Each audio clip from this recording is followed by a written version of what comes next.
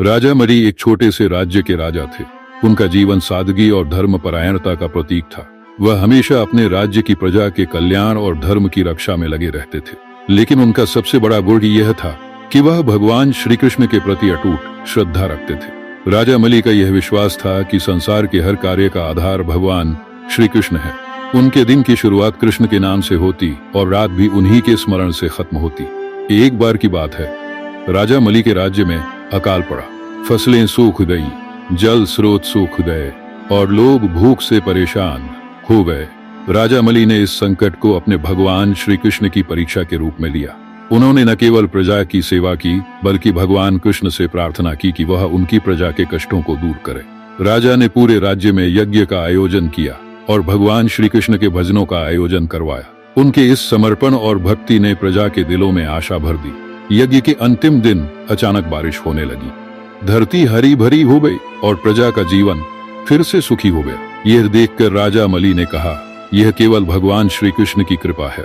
उनकी भक्ति में जो शक्ति है वह हर असंभव को संभव बना सकती है।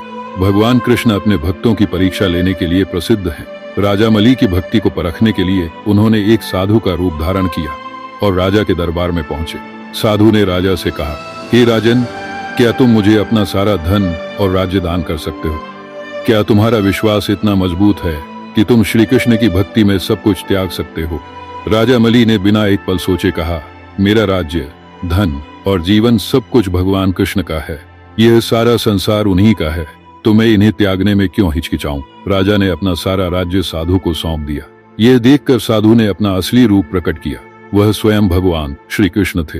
भगवान ने राजा मली से कहा, तुम्हारी भक्ति और निस्वार्थ समर्पण ने मुझे प्रसन्न कर दिया।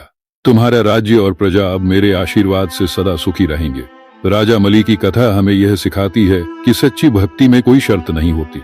जब हम अपने जीवन के हर कार्य को भगवान के प्रति समर्पित कर देते हैं तो वह हमारे जीवन की हर कठिनाई को दूर कर देते हैं। राजा मली का यह विश्वास कि सब कुछ भगवान कृष्ण का है हमें सिखाता है कि भक्ति में अहंकार और स्वार्थ के लिए कोई स्थान नहीं है। ऐसे वीडियो से जुड़े रहने के लिए कृपया चैनल को लाइक और सब्सक्राइब करें।